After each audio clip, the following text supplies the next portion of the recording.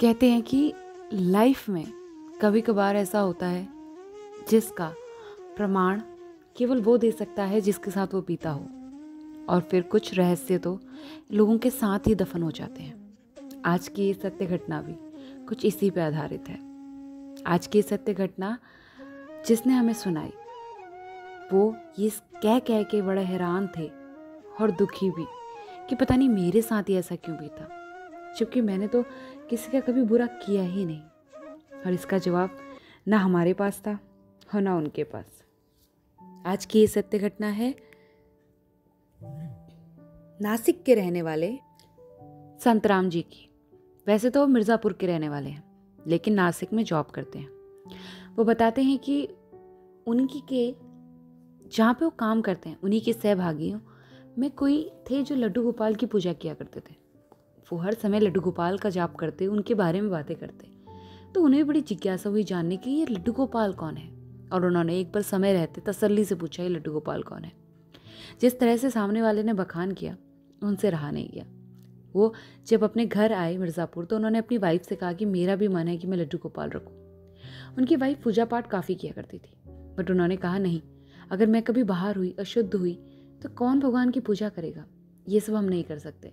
मगर फिर भी जैसे संतराम जी का मन रम गया था, उन्होंने कहा नहीं सब कुछ हो जाएगा, तुम चिंता मत करो, मैं अगली बार आऊँगा ना लड्डू गोपाल लेकर आऊँगा। अब ना हाँ कहती ना कहती, उसने कोई जवाब ना दिया।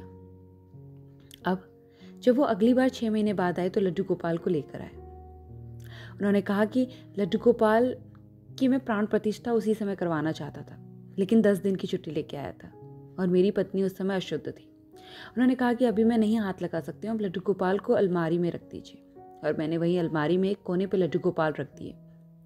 कुछ दिन बाद जब वो ठीक हुई तो मैंने प्राण प्रतिष्ठा की बात की तो वो कहने लगी नहीं, अभी मेरा मन नहीं है लड्डू गोपाल की प्राण प्रतिष्ठा करवाने का, देखते हैं कि कब होता है। और ऐसे ऐसे करके बातें टालती गई। 10 दिन बीत गए, नौकरी पर वापस जाना था तो संतराम जी वापस चले गए।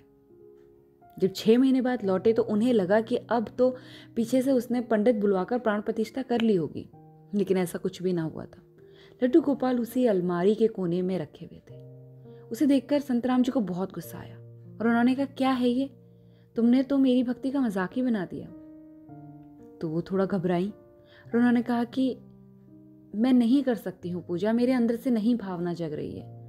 लेकिन संतराम जी का बहुत मन था तो वो हूँ हाँ करती रह गई। संतराम जी ने पंडित बुलवाए और प्राण प्रतिष्ठा के लिए सारी सामग्री जो भी चाहिए थी लेकर आए। अब लड्डू गोपाल की आंखों पे पट्टी बांधी गई, लाल रंग की पट्टी, और प्रक्रिया शुरू हुई। तभी कहते हैं पंडित जी के घर से फोन आया और उन्हें ये खबर मिली कि उनकी सबसे छोटी बहू को सांप ने काट लिया। पंडित जी बीच में ही सब कुछ छोड़कर वहाँ से चले गए। उन्होंने कहा जो जैसा जहाँ है उसे वहीं रहने देना, कोई भी बीच में किसी तरह का इसमें बदलाव नहीं होना चाहिए। उन्होंने ये भी कहा कि मैं करीबन 1 घंटे में वापस लौट जाऊंगा अगर सब कुछ ठीक रहा तो, और तुम लोग इंतज़ार करना। अब वो और उनकी पत्नी इंतज़ार कर रहे थे। संतराम जी कहते हैं करीबन 2 घंटे बीत गए मगर कोई खबर नहीं थी।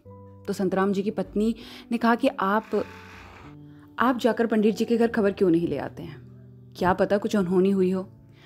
और ऐसा सोचकर संतराम जी भी पंडित जी के घर गए तो देखा कि कुछ ज़्यादा हताहत नहीं हुई थी।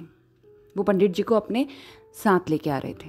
मगर इसी बीच संतराम जी कहते हैं कि पंडित जी ने मुझसे कहा था कि तुम लड्डू गोपाल की आंखों की पट्टी सीधे मत खोलना, मतलब खोलते ही उन्हें देखना मत। और ऐसा संतराम जी अपनी पत्नी को बताना भूल गए थे। तो जब वो पंडित जी को घर लेकर आए तो उन्होंने देखा, और जो उन्होंने देखा शायद कोई नहीं देखना चाहता होगा। वो मंजर उनके पैरों के तले ज़मीन खिसकाने के लिए काफ़ी था।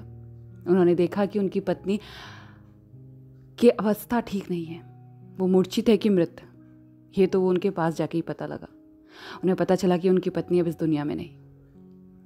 उनकी तो दुनिया, उनका संसार एक पल में उजड़ गया। उनकी बेटी वहाँ बैठी बैठी रो रही थी, पूजा सामग्री सब कुछ वहीं था।